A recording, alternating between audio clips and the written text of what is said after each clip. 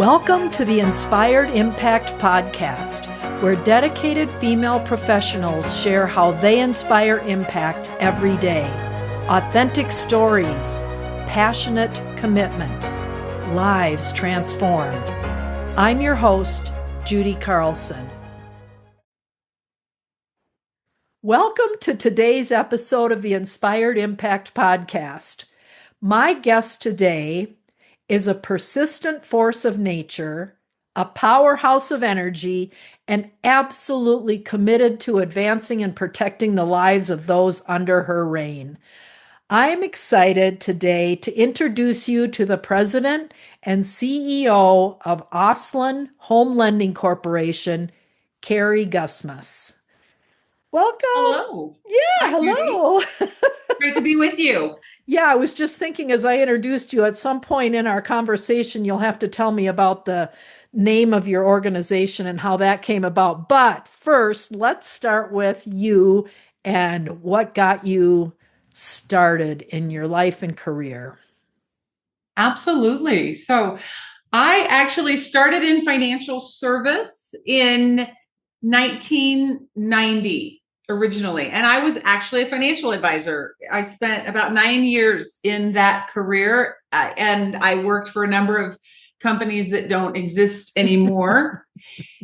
Who were large companies. You know, one of them ended in Hutton. And for those of us that are old enough, we all just listen, right? You just you still remember the commercial, you cup your hand to your ear. Because when you have Hutton talks, people listen. I love that. And so At the time it was Shearson Lehman Hutton. And I started out in that. I had this opportunity in the mortgage business. So the company that I own and operator that I'm the majority owner of and the CEO of is a mortgage company. And I had the opportunity in 2001 to enter the mortgage business. I had a friend who was in the mortgage business. She was a close friend, a great business partner. And she was talking about an opportunity that she had. And I don't know if you remember 2001 very well, but 2001, the Janus Fund existed and it was getting 70%. So if you were getting 18%, people were upset with you. And then we came to 9/11, sadly, horrifically, we came to 9/11 and that just the whole world came to a crashing halt, but that was not the case at the time. And so my friend had this wonderful experience of being in the mortgage business and being this purveyor of the American dream. And I, like you, had this position of talking to people about delaying immediate gratification and investing in their future for the education of their children and the financial security of their families and the ultimate objective of retirement, or even saving for longer term objectives like amazing vacations. So she talked about an opportunity that she decided she did not want to pursue. And it just sounded so perfect. It was a leadership opportunity. It was in the mortgage space and financial services, obviously very closely aligned. And the mortgage industry is a financial service industry. It is a finance industry. So I said, give me the phone number of the organization that you were talking to. I'm going to get that job. And at the time I was running my own small practice. Wow. So that was a really significant, big change. But I made that change 24 years ago, almost 25 years ago next spring. And it's just been a tremendous, tremendous career and way to be of service to people and see the opportunity to help others grow professionally and then to help clients grow personally. It's truly just an outstanding, outstanding industry to be a part of. So is the company that you're heading up now the phone number that you received from your friend? No, that was a very large national company. The company that I'm heading up now, actually, Aslan Home Lending is my baby. I started this company 6 years ago and a couple of months. We have there's a woman, our chief credit and compliance officer. She and I have actually been together since 2006. So about 19 years, we've worked together through a number of companies. And then we have another person who is also an owner who's another primary owner who is one of our sales leaders and one of our loan officers. And she had been with me for a number of years. And I said, I'm going to go start my own company because we've worked with these large national companies and I want to serve in a different way. I really want this to be a different experience. And I'm sort of tired of running into the same things in the financial sector. One, obviously being a woman, I am huge on empowerment of women and our abilities and our talents and bringing those into corporate America because they are different. You can try to pretend that they're not different, but women in general tend to be less linear thinkers. We tend to have been raised to be more nurturing. It might be genetically more nurturing. We were gatherers. I hear people talk about there's this historical sort of tribal DNA that we bring forward where women were caregivers and gatherers, and you had to have so much awareness of all the things that were going on, and men as hunters had to have this more of a pinpoint laser focus, go from A to Z with every step being the next one that you step on. And so I just really felt passionate about creating an organization where, one, our employees could say, I don't think I've ever been cared about as much as I am here. Both as my performance matters, because it does, because cared about does not mean like with your children, you let them lay on the couch and eat potato chips and stay up all night long watching TV, right? That's not caring about them. And so caring about people as a leader in an organization does not mean we just let them do whatever they want and there's no performance standards and no expectations. We have very high performance standards. It's one of excellence and producing fruit are two of our key attributes. We wanted to have a place though that is also met with this love and this nurturing nature, and that people are truly invested. And as you and I talked about earlier, how you build these amazing relationships with your clients, we have those amazing relationships with the people in our organization. We are super invested in them. We feel like we know them and we make every effort to know them. And then we expand that. We ripple that out to where our pride not only includes, because Aslan is a lion, our pride not only includes the people that work within our organization, that includes our clients, that includes our partners, that includes our communities. And I wanted to create an organization that could embody all of these different spirits and really remain true to those objectives and to those key attributes. And I was just so blessed because those couple of ladies said, we want to do that too. That sounds amazing. So our majority ownership is the three of us women. And then we also are an employee owned organization. And so with tenure, we are an equity sharing organization. And so all of our ownership is employee based. But so I went from working for these large national, some of the largest lenders in the country, the largest lender in the country at one point in their existence, and one of the largest non-bank retail lenders in the country, to having my own relatively small business here in Colorado. And it's been amazing. How did you, the three of you, I guess, maybe together, choose the name Aslan? That is a terrific question. We were brainstorming on names that would be meaningful internally, that would speak to the path that we intended to stay on. And it was actually my husband who said, what about the name Aslan? And Aslan, for those who are not familiar, one, it is the Turkish word for lion.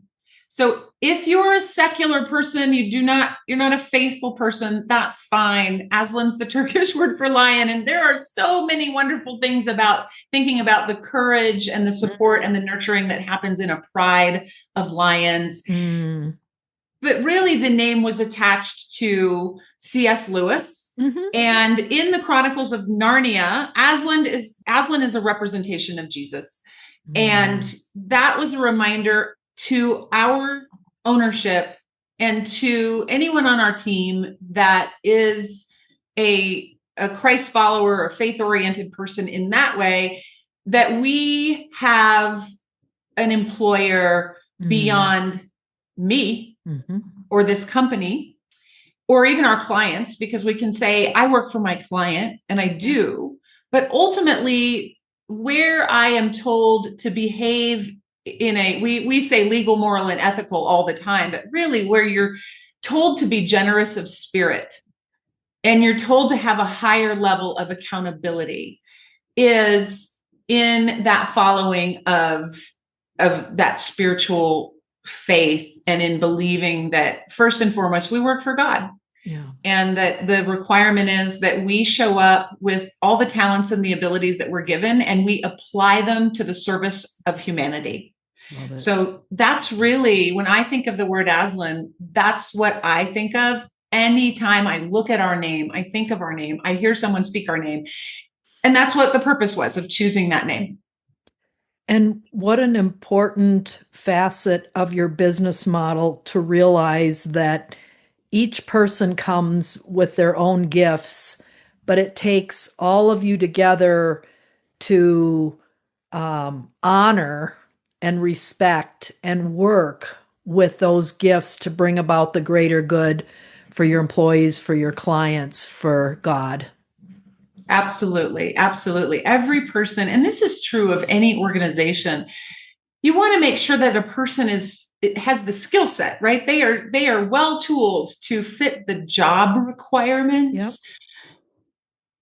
Yep. And you want to make sure that they have the passion and the joy for what they are called to do within their life and within their organization. That's actually part of our interview process. And it is something that we talk about constantly, is finding the joy and the fulfillment in what you're doing, because that's then what you take out and you pour into other people. Right. And that everybody's abilities are different. If we look at the loan officers, for example, that work for us or with us, because they work for themselves and for their families and for their clients. But really the people that work with us that make that choice, they're so different.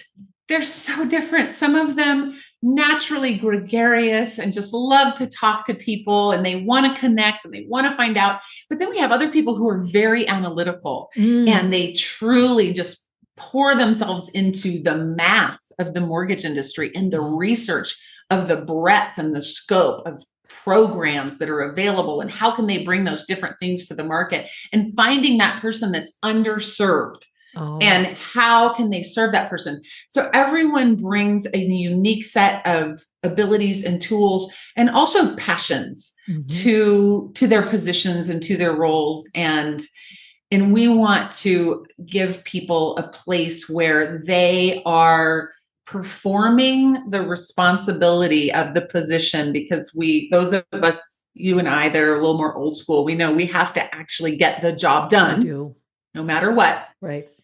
And how does the water flow down the hill for you so that you get the job done in a way that is legal, that is moral, that is ethical, that is spiritually generous, and using your abilities that brings you fulfillment? It's not always the same way. There's not just a rubber stamp. Just like you were talking earlier about clients, everyone is different. Your clients are all completely different. Their stories are different. They're so amazing to get to know and to help them as individuals and help them specifically. And that's the way our Pride members are too. Everybody is different, and we want to help them work in a way that is both successful as well as unique as they are. The word pride, did that dawn on you when you chose Aslan, that lions are in a pride? Because that word has so many interesting meanings. Day one. Yes. From the very beginning, we said, and so sometimes we also use the word tribe, because we'll use tribal knowledge and things like that. And tribe is a very popular word right now, but ultimately from the very first day when we said Aslan and we said, that's the name, that's really what it is. Sorry, what you need is a bunch of dogs barking. No problem. But we said, that's really what we are, because you think about a pride of lions, and other than the the gender of the lionesses and the male lion and things. But you think about the fact that some lions are caregivers, some lions are hunters, some lions are on patrol protecting the territory, and those roles change. But every lion has a purpose, and they know their purpose, and they are fully engaged. You don't, maybe you do. I don't speak lion, but you don't really see on National Geographic where there's a lion who's saying, I'm not going to support this pride today. No lion wants to be a loner. You do absolutely know that. So we thought about the pride aspect from the very beginning. That's great. Not from the perspective of being proud, right. but the perspective of being part of something greater than any individual, and making sure that you're reaffirming that, and that it's a part of your everyday language and who you are and what you're talking about. Did you research lions to learn about their habits and behaviors? Not before the fact. We named it first. And then I said, we think of ourselves as a pride. Is that a good thing? Yeah. And yes, it is a good thing now that you unpacked it for us. Yes. I love that. Yes. Wow. So when you started this firm 6 years ago, was it just the three of you, or how did you know what to do next? Oh, goodness. Well, anyone who's ever started a business knows that there are so many things that are logistic that go beyond passion. Okay. And so it was not just the three of us. We did have other people who said, I want to go too. I want to be a part of that as well.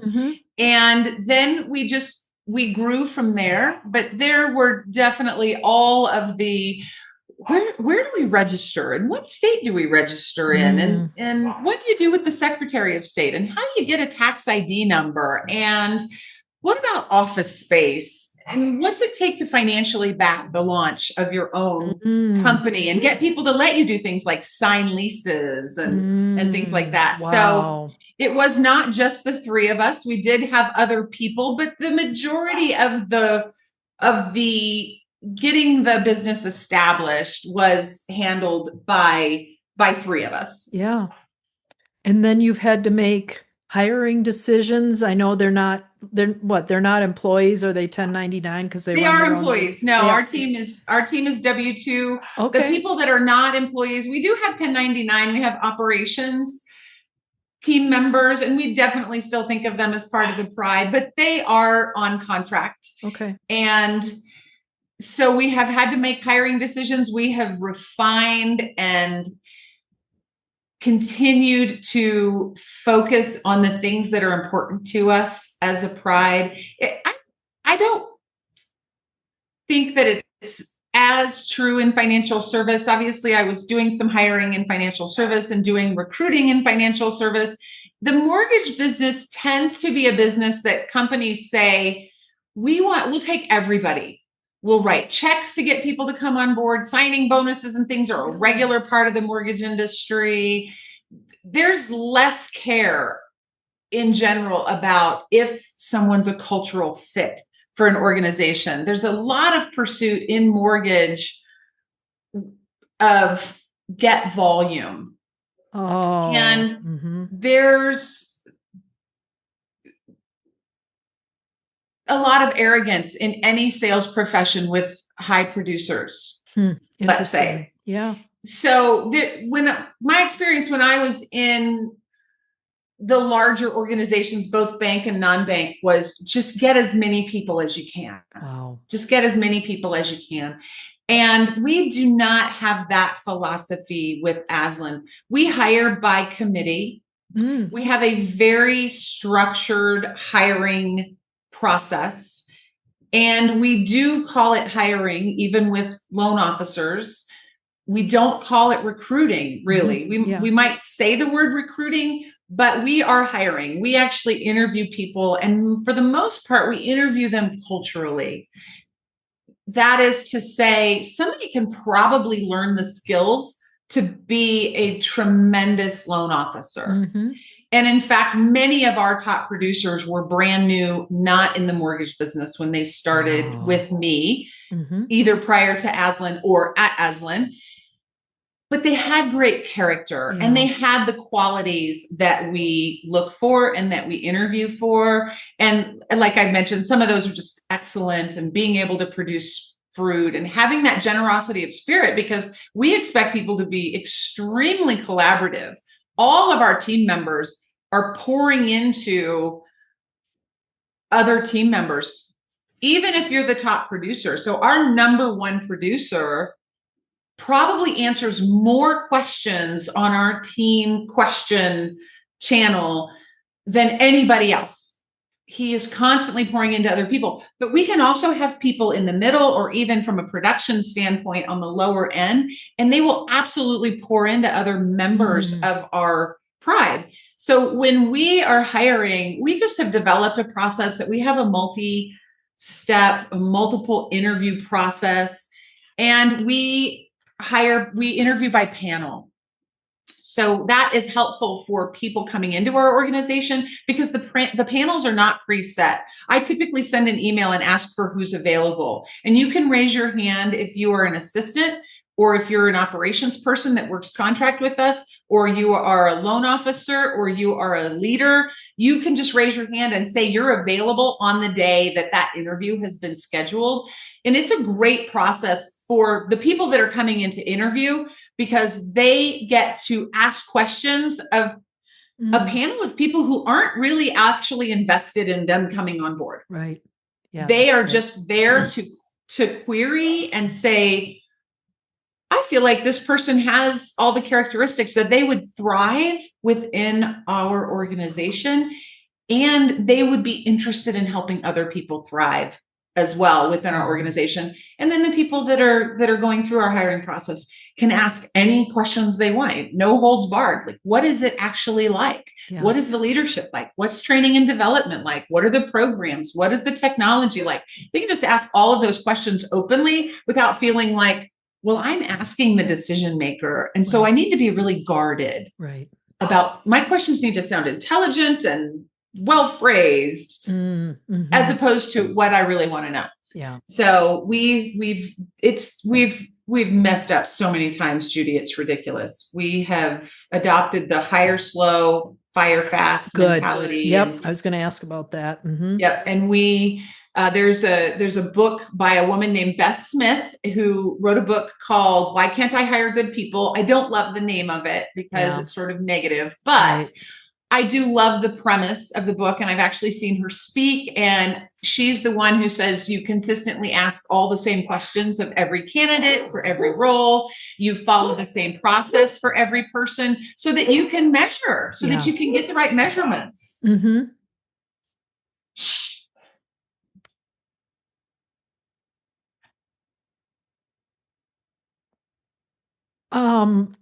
I am curious, because you're such a great leader and you have such a wonderful team, how did you personally come into the leadership skills? I have been in love with people my entire life. And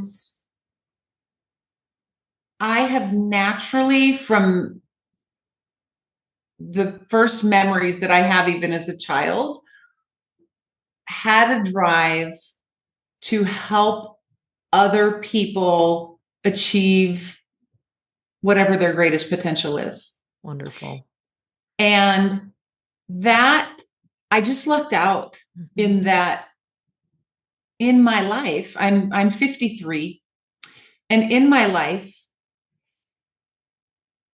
that type of servant leadership, I listen to Darren Hardy. I'm name dropping all these tools and people and books and things, but I listen to Darren Daily every day. And the other day he was knocking servant leadership a little bit. But as I said earlier, servant leadership doesn't mean let people get away with anything or run all over you. It means look at the person and have their best interest in mind. And sometimes their best interest is not to work for you anymore. Yeah.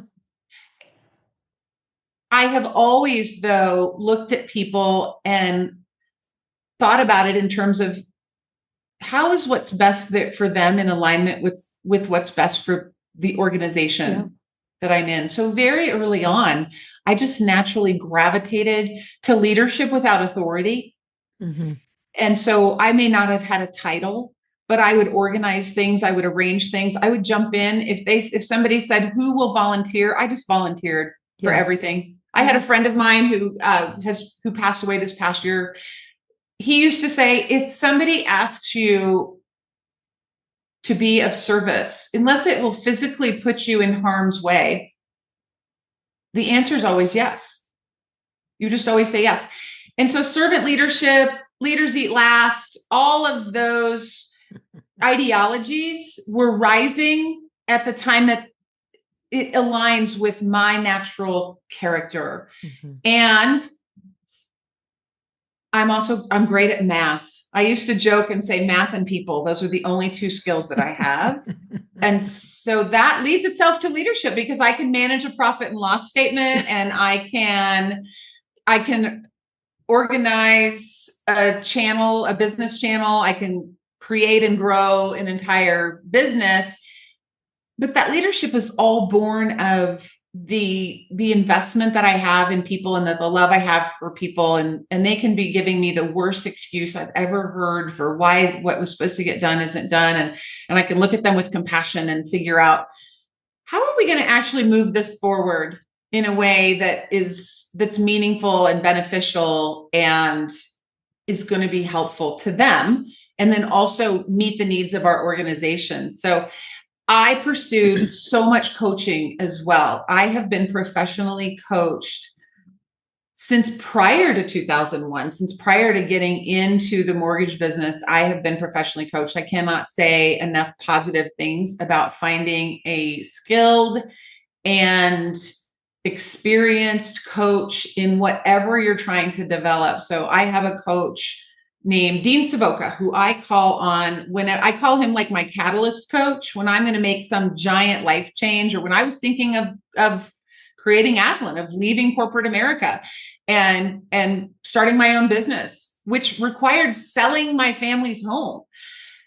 I called Dean and I said, I need to talk. And so if I've changed companies, he's the person that I work through for months, usually, on that. He actually is probably the reason that I'm married to the person that I am married to, even, because he had me take a piece of paper, fold it into all these little squares, and then write attributes in those squares of what I was looking for, and then fold it up and stick it in my purse.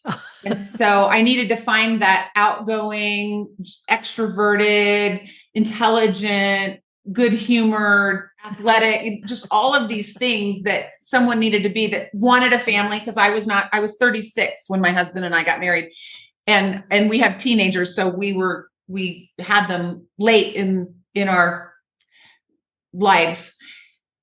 So I'm a huge advocate of professional coaching to achieve either ongoing success, if you have sort of a maintenance coach, or catalytic successes where you really want to change something in your life. And that coaching helped me significantly focus on the right things in leadership, and learn to develop the philosophy of I'm momager 1. So my credit and compliance officer is momager 2. So we will mother you, but that also includes the discipline, right? And so just learning to lead in a way that was meaningful and that would accomplish what I was intending to accomplish, instead of the negative sides that can sometimes happen if you're not really focused on what's important in leadership. That was a fabulous discussion. Thank you. Thank you. At the conference I attended, there was a comment about the markets are the markets, and they're talking about the home markets and mortgage markets, not the S&P 500 necessarily. The markets are the markets, and you need to perceive the markets and pivot. Does that happen at your level, Carrie? So, yes.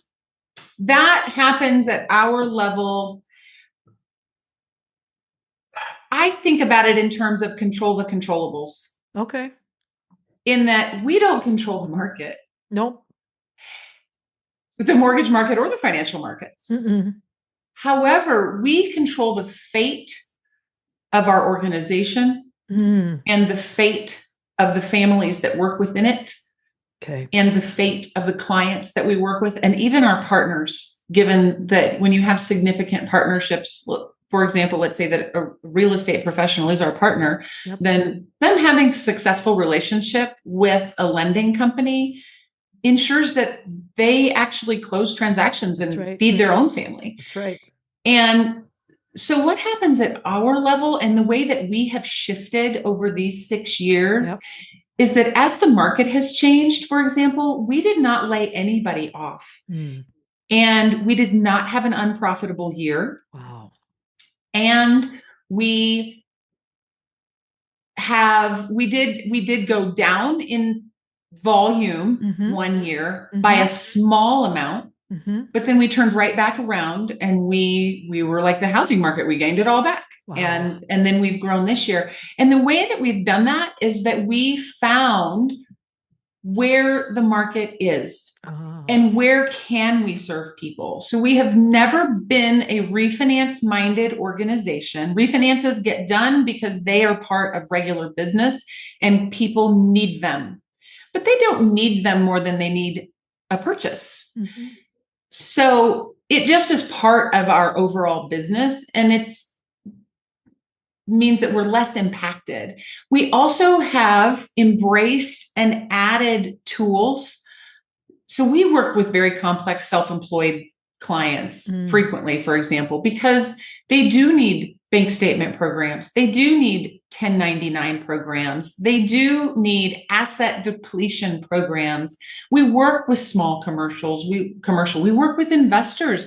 The common person, just an everyday person, building wealth through real estate investment has skyrocketed.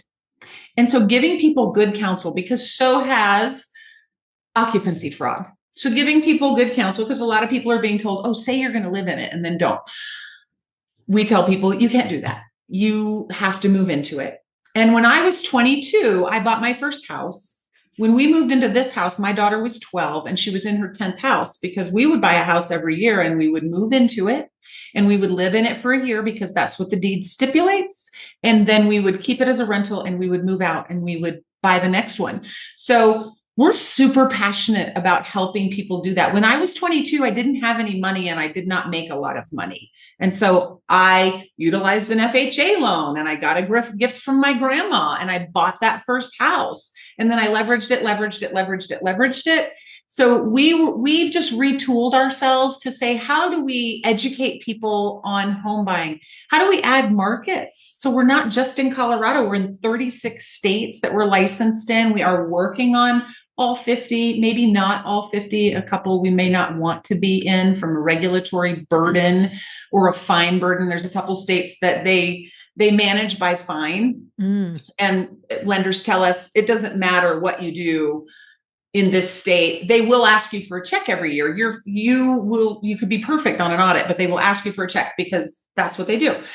So we want to have a good partnership with the states that we're in and understand their rules and perform according to them and be treated fairly. So we're in 36 states. There are other states where the markets are better.